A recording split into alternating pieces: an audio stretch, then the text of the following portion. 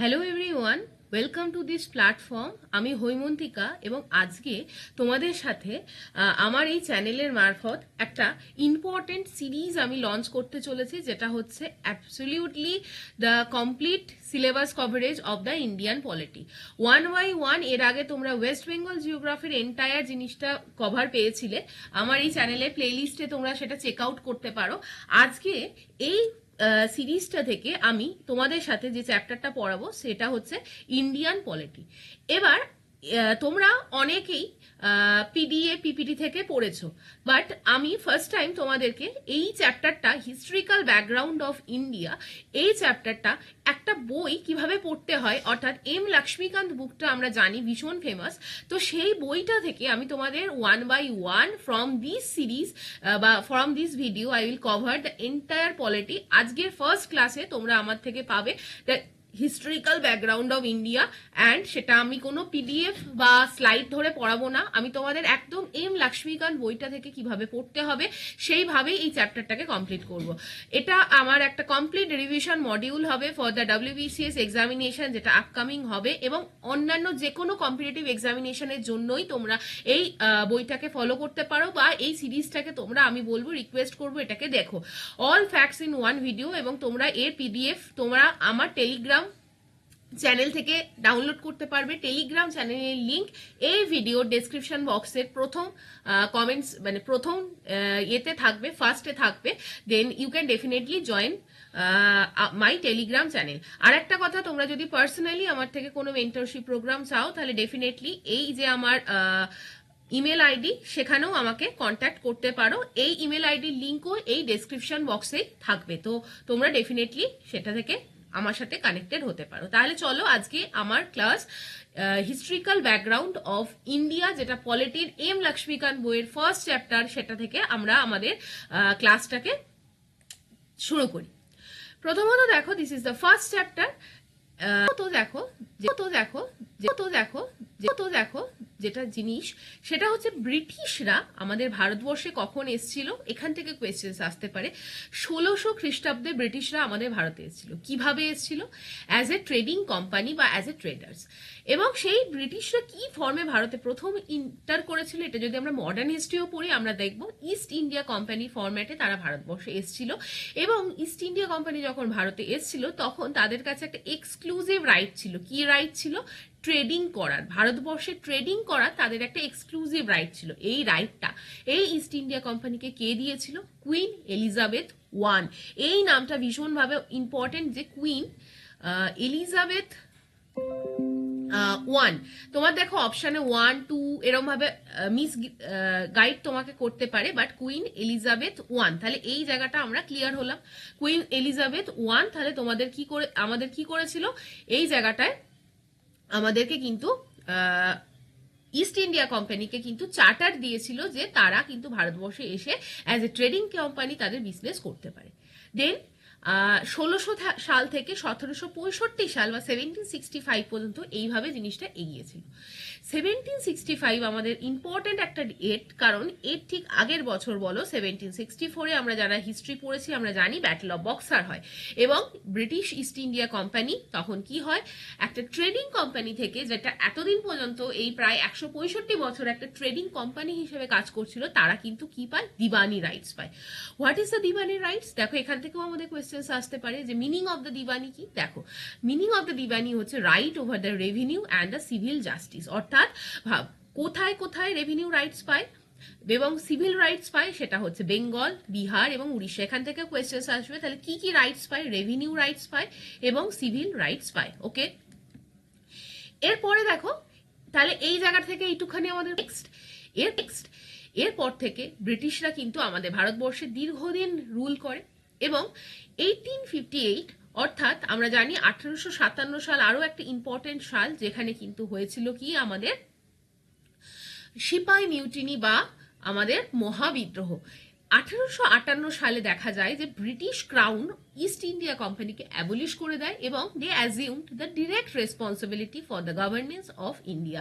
তাহলে এই এতগুলো ফ্যাক্ট আমাদের পড়তে হবে, টাইম লাইনটা আমাদের বুঝতে হবে, এবং দেখা যায় যে তারা কিন্তু রুল করেছিল টিল 8 আগস্ট 15, 1947, যতদিন না ভারত ইন্ডিপেন্ডেন্স পায়। আশা করি বোঝাতে পারলাম। এরপরে দেখো, যখন ভারতবর্ষের ইন্ডিপেন্ডেন্স পাওয়ার দিকে এগোচ্ছে, ভারতবর্ষ একটা ইন্ডিপেন্ডেন্ট কান্ট্রি হিসেবে ইমার্জ করার দিকে যাচ্ছে, মানে till the year of 1945 to 47, এই সময় ভারতবর্ষের মনে হয়েছে যে ভারতবর্ষের একটা ইন্ডিভিজুয়াল কনস্টিটিউশন থাকা দরকার, বা যেটা সংবিধান থাকার প্রয়োজনীয়তা। তার মানে ইন্ডিপেন্ডেন্ট কান্ট্রি হলে তাকে রুল করবে কে? একটা কনস্টিটিউশন থাকতে হবে। দেন সেই জায়গা থেকে 1947 এর আগে অর্থাৎ কনস্টিটিউয়েন্ট অ্যাসেম্বলি তৈরি হয়, এবং কনস্টিটিউয়েন্ট অ্যাসেম্বলি কি করে? জানুয়ারি 26, 1950-তে কনস্টিটিউশন কিন্তু আমাদের কার্যকর হয়। এইটা থেকেও WBCS এ প্রচুর কোয়েশ্চেন্স আসে। January 26, 1950, the date is very important, যেখান থেকে our constitution, the Indian constitution came into being. এরপর এই যে আমাদের ইন্ডিয়ান কনস্টিটিউশনটা তৈরি হলো, এবং আমাদের বিভিন্ন কনস্টিটিউয়েন্ট অ্যাসেম্বলির মেম্বাররা একত্রিত হয়ে আমাদের ইন্ডিয়ান কনস্টিটিউশনকে রূপদান করলো, তার পেছনে যে লিগাল ফ্রেমওয়ার্ক আছে, এবং যে ফাংশনিং অফ দ্য গভর্নমেন্ট কি করে হবে, ফাংশনিং অফ দ্য অ্যাডমিনিস্ট্রেশন কি করে চলবে, এটা বিভিন্নভাবে আমরা দেখতে পাই যে ব্রিটিশরা যে টিল 1947 পর্যন্ত ভারতবর্ষে রুল করলো, তাদের বিভিন্ন যে লজ, রেগুলেশনস, গাইডলাইন্স এসছিল সময় সময়, তার দ্বারাও আমাদের ইন্ডিয়ান কনস্টিটিউশন কিন্তু ইনফ্লুয়েন্স। এই কি কি গাইডলাইন্স টিল 1947 ইন্ডিয়ানদেরকে অ্যাডমিনিস্ট্রেশন করার জন্য ব্রিটিশরা ইউজ করেছিল, সেটাই আজকে আমাদের এই চ্যাপ্টারের মেন আলোচ্য বিষয়। সেটাই হচ্ছে আমাদের হিস্টোরিক্যাল ব্যাকগ্রাউন্ড। আমরা দেখি যে ব্রিটিশরা আমাদের ভারতবর্ষকে যখন গভর্ন করছিল, মেনলি দুটো পিরিয়ডে আমরা সেই গভর্নেন্সটাকে ভাগ করতে পারি। The first period is the company rule, যেটা হচ্ছে 1773 থেকে 1858, আর একটা হচ্ছে ক্রাউন রুল, যেটা হচ্ছে 1858 থেকে 1947। তোমরা ইয়ারটাকে মনে রাখা ভীষণভাবে দরকার। দেখো, কোম্পানি রুল মানে যেখানে ইস্ট ইন্ডিয়া কোম্পানি রুল করেছে, সেটা কত সাল পর্যন্ত? সিপাই মিউটিনির পর পর্যন্ত, অর্থাৎ 1858। এবং ক্রাউন রুল মানে কি? যেখানে ব্রিটিশ পার্লামেন্ট ইন্ডিভিজুয়ালি ভারতবর্ষকে ব্রিটেনের পার্লামেন্ট থেকে রুল করুন, রুল যেটা বলে ক্রাউন রুল, যেটা আমাদের 1858 থেকে 1947 পর্যন্ত রুল হলো। আশা করি তোমরা বইটাকে কিভাবে পড়তে হবে বুঝতে পারছো। নেক্সট আমরা স্টার্ট করব কোম্পানি রুল। কোম্পানি রুল মানে কি? 1773 থেকে 1858 প্রথম যে অ্যাক্টটা আমাদের পড়তে হবে সেটা হচ্ছে রেগুলেটিং অ্যাক্ট 1773। প্রথমত এই অ্যাক্টটার ইম্পর্টেন্স কি? এই অ্যাক্টটা হচ্ছে এমন একটা অ্যাক্ট যেটা হচ্ছে it was the first step taken by the British government to control and regulate the affairs of the East India company in India. অর্থাৎ ভারতবর্ষের কে অ্যাডমিনিস্ট্রেট করার জন্য ব্রিটিশরা প্রথম যদি কোনো ল রেগুলেশনস আনে, that regulation was known as the regulating act of 1773. Second, it recognized for the first time the political এবং administrative functions of the company. অর্থাৎ কার জন্য ব্রিটিশরা ল বানাচ্ছে? একটা কোম্পানির জন্য। তার মানে company individually had the political dominance and the administrative dominance to govern India. তো এটাই আমাদের স্ট্যাবলিশ হয়। এরপর দেখো, প্রথমত রেগুলেটিং অ্যাক্ট 1773 এর মাধ্যমে কি কি করা হয়েছিল।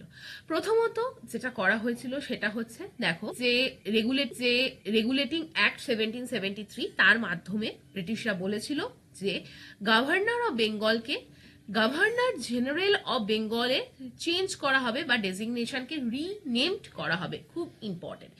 এবং এই গভর্নর জেনারেল অফ বেঙ্গলকে কাজ করতে হবে কোথায়? বাংলাতে। তার জন্য তাকে সাহায্য লাগবে, এবং সেই সাহায্যের জন্য তাকে একটা 4 মেম্বার এক্সিকিউটিভ কাউন্সিল দেওয়া হয়েছিল। এবং এই প্রথম বাংলার ফার্স্ট গভর্নর জেনারেল কে ছিলেন? Lord Warren Hastings. তার মানে আমাদের এখান থেকে 3টে ইম্পর্টেন্ট ফ্যাক্টস আমরা পেলাম। ফার্স্ট হচ্ছে গভর্নর অফ বেঙ্গলকে গভর্নর জেনারেল অফ বেঙ্গলে কনভার্ট করা হয়, তাকে 4 মেম্বারের একটা এক্সিকিউটিভ কাউন্সিল দেওয়া হয়, এবং প্রথম আমাদের বাংলার গভর্নর জেনারেল কে ছিলেন? Lord Warren Hastings. 2 নম্বর কি হচ্ছে? দেখো, It made the governors of Bombay and Madras presidencies subordinate to the Governor General of Bengal. অর্থাৎ আমাদের তৎকালীন ভারতবর্ষে অনেকগুলো প্রেসিডেন্সির মধ্যে তিনটে ইম্পর্টেন্ট প্রেসিডেন্সি ছিল। One is the Bengal presidency, another is the Bombay presidency, another is the Madras presidency. I will recommend you to use any kind of mind map or খাতা নিয়ে বসো, যাতে তোমরা জাস্ট রাফলি এইভাবে পড়তে পারো। তো দেখো, এই বেঙ্গল, বোম্বে এবং মাদ্রাস প্রেসিডেন্সি, এই যে তিনটে প্রেসিডেন্সি ছিল, বেঙ্গলকে এই বাকি দুটো প্রেসিডেন্সির ওপরে সুপিরিয়ার করা হয়েছিল। অর্থাৎ এই বোম্বে এবং মাদ্রাস প্রেসিডেন্সির অনেক পাওয়ারকে বন্ধ করে দেওয়া হয়েছিল এবং সেই পাওয়ারটাকে দিয়ে দেওয়া হয়েছিল কাকে? বেঙ্গলকে। অর্থাৎ তাহলে এখানে দেখো, বোম্বে এবং মাদ্রাস প্রেসিডেন্সির যে গভর্নর ছিল তাকে সাবঅর্ডিনেট বানিয়ে দেওয়া হয় বেঙ্গল গভর্নর জেনারেলের ওপর। কিন্তু এর আগে পর্যন্ত কি ছিল? তিনটে প্রেসিডেন্সি কিন্তু ইন্ডিপেন্ডেন্টলি রুল করছিল। তাহলে বোঝা গেল এই পয়েন্টটা। 3 নম্বর পয়েন্ট হচ্ছে এই 1773 এর যে অ্যাক্টটা, রেগুলেটিং অ্যাক্ট, এখান দিয়ে কিন্তু বোঝানো গেছিল যে আমরা একটা সুপ্রিম কোর্ট তৈরি করব। ব্রিটিশরা বলেছিল যে independent justice system ensure করার জন্য we need a independent judiciary, and that's why they proposed for the establishment of the Supreme Court at Calcutta in the year of 1774, comprising কি 1 chief justice এবং 3 other judges। ঠিক, এই নাম্বারটাও important, 1 + 3। 4 number point, আশা করি তোমরা বুঝতে পারছো। 4 number point কি? It prohibited the servants of the company from engaging in any private trade or accepting presents or bribes from the natives. ব্রিটিশরা বলেছিল যে আমাদের যে ইস্ট ইন্ডিয়া কোম্পানি আছে তার অনেক সার্ভেন্টস আছে, তার অনেক চাকুরিরতা ব্রিটিশার্স আছে এই কোম্পানিতে। তাদেরকে বলা হয়েছিল স্ট্রিক্টলি তোমরা কিন্তু কোনো ইন্ডিভিজুয়াল ব্যবসা করতে পারবে না, তোমরা কোনো প্রেজেন্টস, গিফটস বা কোনো ঘুষ এই ইন্ডিয়ান নেটিভসদের থেকে নিতে পারবে না। এটা কিসের জন্য করা হয়েছিল? এটা একটা কিন্তু East India company check and balance সিস্টেমকে মেনটেন করার জন্য করা হয়েছিল। Second and the last point of the regulating act কি? যেটা বলা হয়েছিল যে it strengthen the control of the British government over the company by requiring the court of directors, যেটা তাদেরকে বলা হয়েছিল, মানে ইস্ট ইন্ডিয়া কোম্পানি, সিম্পল কথায় ইস্ট ইন্ডিয়া কোম্পানিকে গভর্ন করতো একটা বডি যেটাকে বলা হতো court of directors, governing body of the East India company. প্রত্যেকটা কোম্পানি যেরকম সিইও হয়, একটা ইন্ডিভিজুয়াল হেডকোয়ার্টার হয়, ঠিক হয় না? সেরকমই আমাদের ইন্ডিয়াতে যখন ইস্ট ইন্ডিয়া কোম্পানি এসছিল, তার যে মেন গভর্নিং বডি ছিল, এখান থেকে কোয়েশ্চেন্স আসতে পারে, কোর্ট অফ ডিরেক্টরস, তাদের বলা হয়েছিল যে তোমরা কিন্তু রিপোর্ট করবে ব্রিটিশ গভর্নমেন্টকে অ্যাবাউট দ্য রেভিনিউ, কত টাকা তোমাদের ইনকাম হচ্ছে, তোমরা কিভাবে ভারতবর্ষকে সিভিল অ্যাডমিনিস্ট্রেশন করছো এবং মিলিটারি তোমরা কি অ্যাডমিনিস্ট্রেশন করছো ইন্ডিয়াকে, টাইম টু টাইম তোমাদেরকে ব্রিটিশ গভর্নমেন্টের কাছে এর জবাবদিহি করতে হবে। So I think entire things till now is clear to all of you. Moving to the next part, সেটা হচ্ছে amending act 1781। দেখো, প্রত্যেকটা জিনিস যখন আমরা করি, defects of the regulating act of the regulating act of the regulating act of the regulating act of the regulating act of the regulating act of the regulating act of the regulating act of the regulating act of the regulating act of the regulating act of the regulating act of the regulating act of the regulating act of the regulating act of the regulating act of the regulating act 1773। দেখো, ঠিক তার 8 বছর পর, তার মানে 1773 থেকে 8 বছর গেলে কত হয়? 1781। অর্থাৎ অ্যামেন্ডিং অ্যাক্ট আছে 1781, যেটাকে বলা হয় অ্যাক্ট অফ সেটেলমেন্ট, রাইট? এই অ্যাক্ট অফ সেটেলমেন্টের ইম্পর্টেন্ট কিছু ফিচার্স যেটা আমরা দেখব, যেটা রেগুলেটিং অ্যাক্টকে রেকটিফাই করার জন্য আনা হয়েছিল। ফার্স্ট ইম্পর্টেন্ট ফ্যাক্টস কি? 5টা ইম্পর্টেন্ট পয়েন্টস আছে, দেখো। ফার্স্ট কি? It exempted the governor general and the council from jurisdiction of the Supreme Court for the acts done by them in their official capacity. আমরা দেখলাম রেগুলেটিং অ্যাক্টের মাধ্যমে বলা হলো সুপ্রিম কোর্ট তৈরি করা হবে, এবং সুপ্রিম কোর্টের কাজ কি হবে? সবকিছু ঠিক হচ্ছে কিনা জাস্টিস মেনটেন করা। কিন্তু দেখা গেছিল সুপ্রিম কোর্ট বিভিন্ন সময় গভর্নর জেনারেল যে ডিসিশন নিচ্ছে এবং তার কাউন্সিল বডি যে ডিসিশন নিচ্ছে সেটার উপরও নিজের ভার্ডিক্ট বা নিজের জাজমেন্ট বা জুরিসডিকশন খাটা। 1781 যে মানে রেকটিফাইং অ্যাক্টটা, সেখানে বলা হয়েছিল যে সুপ্রিম কোর্ট বিভিন্ন বিষয় জুরিসডিকশন থাকবে তার, এক্সেপ্ট গভর্নর জেনারেল এবং তার কাউন্সিল এর ওপর। অর্থাৎ গভর্নর জেনারেল তার অফিসিয়াল ক্যাপাসিটিতে কোনো ডিসিশন নিলে সেখানে সুপ্রিম কোর্ট ইন্টারফেয়ার করতে পারবে না। Similarly it also exempted the of the jurisdiction of the Supreme Court for their official action. দেখো কিভাবে জিনিসটাকে ডাইলিউট করা হলো সুপ্রিম কোর্টের জুরিসডিকশনকে। দুটো ইম্পর্টেন্ট জায়গা থেকেই সুপ্রিম কোর্টের জুরিসডিকশনকে সরিয়ে নেওয়া হলো। ফার্স্ট জায়গা হচ্ছে, দেখো অবভিয়াসলি ফার্স্ট কোন জায়গা, ফার্স্ট জায়গা হচ্ছে 1 নম্বর হচ্ছে গভর্নর জেনারেল, তার 4 মেম্বার কাউন্সিলিং বডি, এখান থেকে তাকে সরিয়ে নেওয়া হলো। আর একটা হচ্ছে সুপ্রিম কোর্টকে বলা হলো তুমি কোম্পানির সার্ভেন্টসের ওপর কোনো রকম জুরিসডিকশন বা তুমি তোমার নীতি নির্দেশনামা চালাতে পারবে না। সেকেন্ড পয়েন্ট, দেখো it excluded the revenue matters and matters arising in the collection of the revenue from the jurisdiction of the Supreme Court. দেখো 3 নম্বর কোথা থেকে সুপ্রিম কোর্টকে সরিয়ে দেওয়া হলো, বলা হলো কোম্পানির যে রেভিনিউ ম্যাটার্স, কোম্পানি কিভাবে টাকা ইনকাম করছে সেখানেও তুমি কোনো হস্তক্ষেপ করতে পারবে না।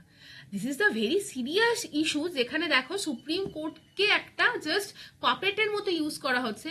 না তো সে গভর্নর জেনারেলের কোনো জুরিসডিকশনে হস্তক্ষেপ করতে পারবে, না তো সে কোম্পানি বা ইস্ট ইন্ডিয়া কোম্পানি কোনো সার্ভেন্টসের ওপর তার কাজ করতে পারবে, না তো সে কোম্পানি কিভাবে টাকা ইনকাম করছে ইন্ডিয়ায় তার ওপরও কোনো তার হস্তক্ষেপ করতে পারবে। শুধুমাত্র দেখো it provided that, third point, Supreme Court was to have the jurisdiction over all the inhabitants of the Calcutta. শুধুমাত্র সুপ্রিম কোর্টকে বলা হলো তোমার কাজ হচ্ছে এই ক্যালকাটার মধ্যে যারা বাসিন্দা তাদের উপর তোমার জুরিসডিকশন থাকবে। It also required that the court to administer the personal law of the defendants, like Hindus were to be tried according to the Hindu law, Muslims were tried according to the Mohammedan laws. অর্থাৎ বলা হলো যে হিন্দুদের কোনো personal matter এলে সেইটার লটা govern হবে হিন্দু ল দিয়ে, মুসলিমদের কোনো পার্সোনাল ম্যাটার এলে গভর্ন হবে কিন্তু মোহামেডান ল দিয়ে। সো দেখো this is the deep suited কারণ যেখানে আজও আমাদের কান্ট্রিতে ইউনিফর্ম সিভিল কোড কিন্তু চালু হতে পারছে না। আমরা হিন্দু পার্সোনাল যে থিংসগুলো ফ্যামিলি ল হিন্দু ল দিয়ে গভর্ন হয় এবং মুসলিমদের ফ্যামিলি ল কিন্তু মুসলিম ল দিয়ে গভর্ন হয়। তো দ্যাট এই বীজটা কিন্তু ব্রিটিশরাই কিন্তু আমাদের মধ্যে প্রবর্তন করে দিয়ে গিয়েছিল এবং সেই হচ্ছে আজও কন্টিনিউ হচ্ছে। নেক্সট পয়েন্ট কি, it laid down that the appeals from the provincial court could be taken to the governor general in council and not to the supreme court. আরও একটা জায়গায় সুপ্রিম কোর্টকে বাধা দেওয়া হলো, যেখানে বলা হলো যখন কোর্ট অফ অ্যাপিল, আমরা আজকে কি করি লোয়ার কোর্ট থেকে হাইকোর্ট যাই, হাইকোর্ট থেকে সুপ্রিম কোর্ট যাই, রাইট? কিন্তু দেখো এখানে বলা হচ্ছে যে আমাদের কাজ হবে বা ব্রিটিশদের বলা হলো এই অ্যামেন্ডিং অ্যাক্টে যে যদি কোনো অ্যাপিল করতে হয় তখন লোয়ার কোর্ট থেকে সেই কেস কোথায় যাবে, সুপ্রিম কোর্টে যাবে না, যাবে হচ্ছে গভর্নর জেনারেলের কাউন্সিলের কাছে।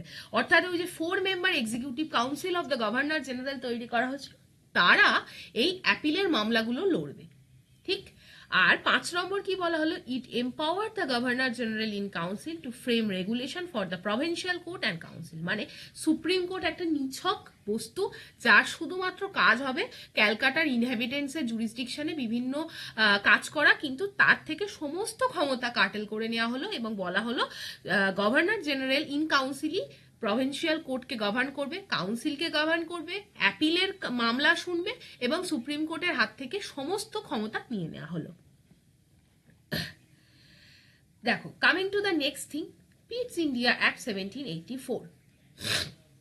পিটস ইন্ডিয়া অ্যাক্ট কি, এরপরে ইম্পর্টেন্ট যেটা আসবো 1781 পর 1784, অর্থাৎ 3 বছর পর 1784-এ পিটস ইন্ডিয়া অ্যাক্ট আছে। পিটস ইন্ডিয়া অ্যাক্টে কি বলা হয়, ইম্পর্টেন্ট ফিচার্স দেখো খুব কম আমাদের পড়তে হবে। It distinguish between the commercial and the political function of the company.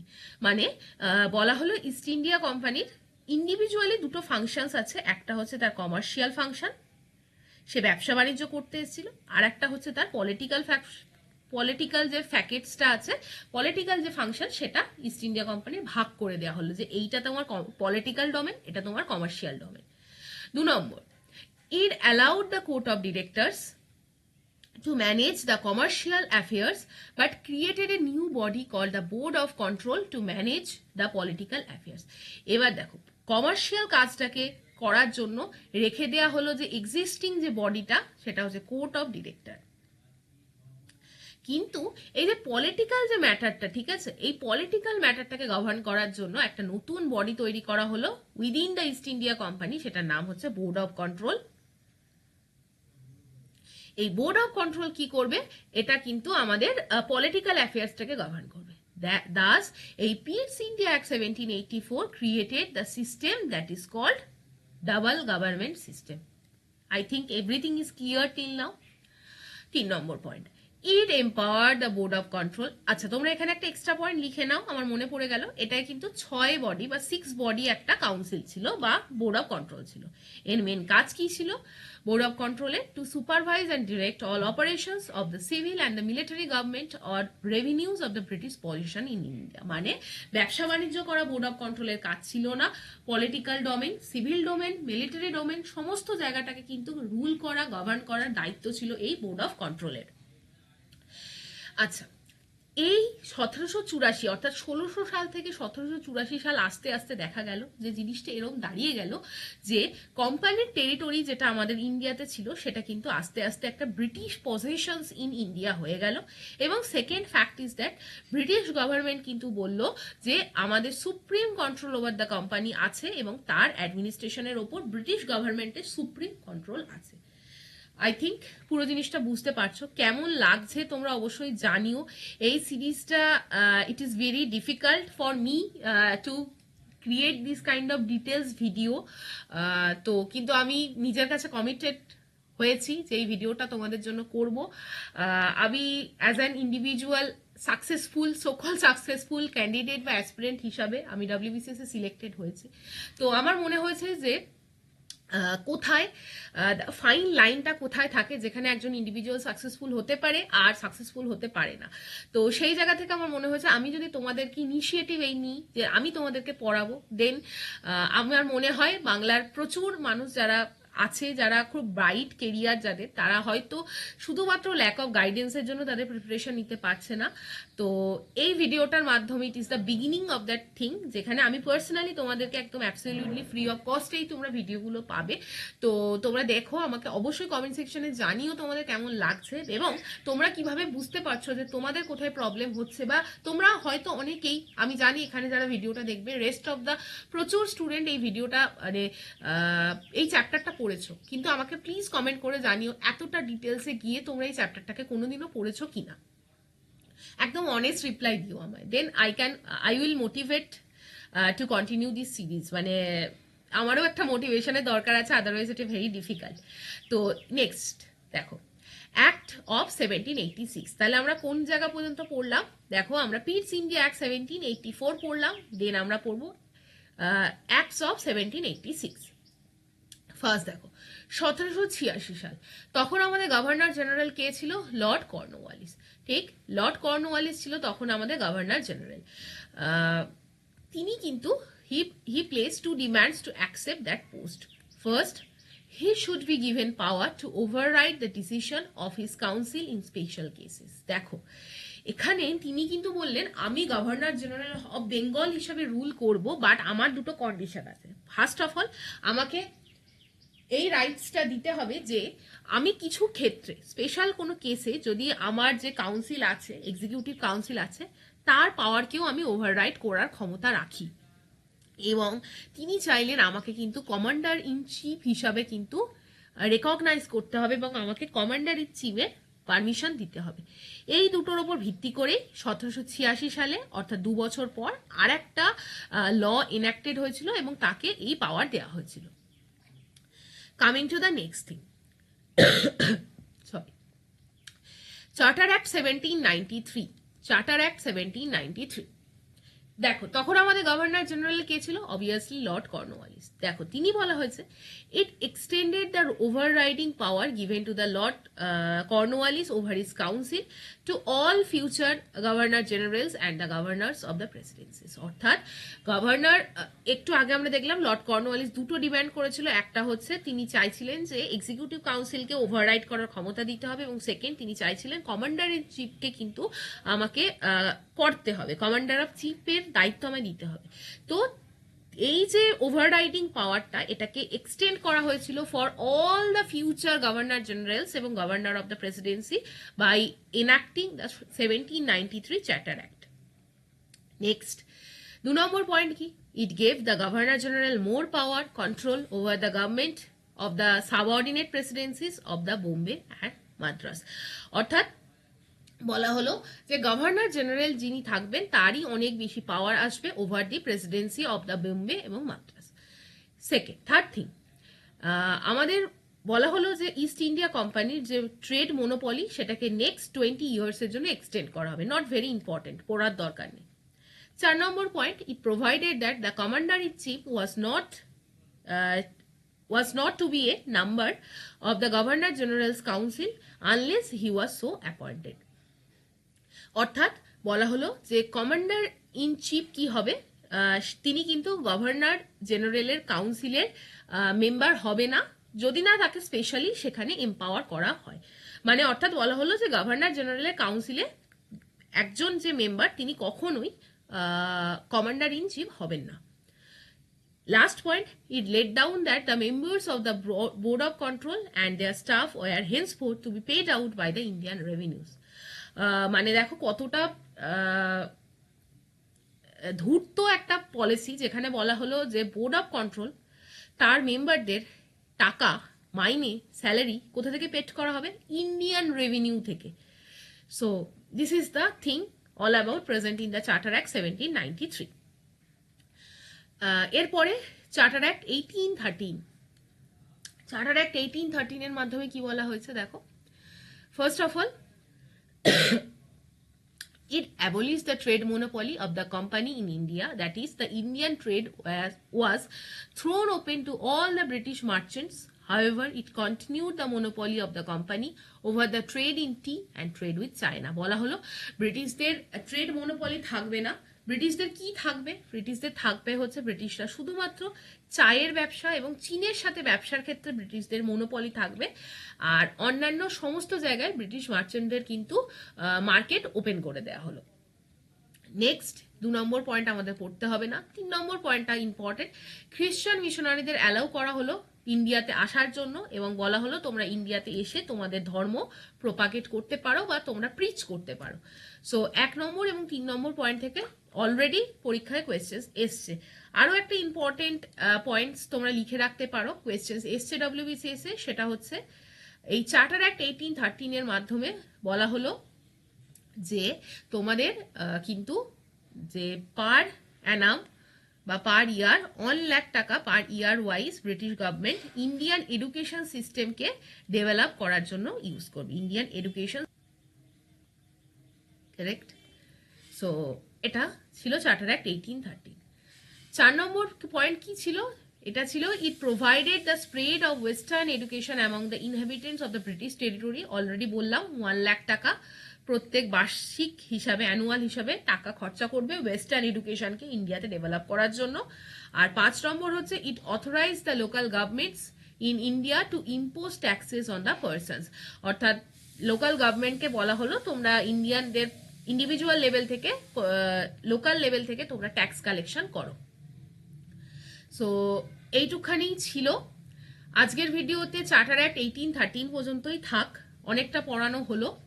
Next ভিডিওতে আমি 1833 থেকে লক্ষ্মীকান্তের বইয়ের যে রেস্ট অফ দ্য শিডিউল সেটাকে কমপ্লিট করব। তো কয়েকটা জিনিস আমার বলার, কেমন লাগলো ভিডিওটা অবশ্যই জানাবে। তোমরা আমার সাথে টেলিগ্রাম লিঙ্কে কানেক্ট থাকো, আমি যেরকম যাবতীয় পড়াবো তোমরা সেটাকে পেয়ে যাবে। লক্ষ্মীকান্ত বইয়ের সিরিজটা আমি কন্টিনিউ করবো কিনা সেটাও আমাকে জানিও। আদারওয়াইজ এটা যেহেতু অনেকটা সময় দরকার হবে, তোমরা এই চ্যানেলটাকে আমি রিকোয়েস্ট করবো সাবস্ক্রাইব করো, লাইক করো এবং শেয়ার করো, যাতে অন্যান্য যারা নিডি ইন্ডিভিজুয়ালস আছে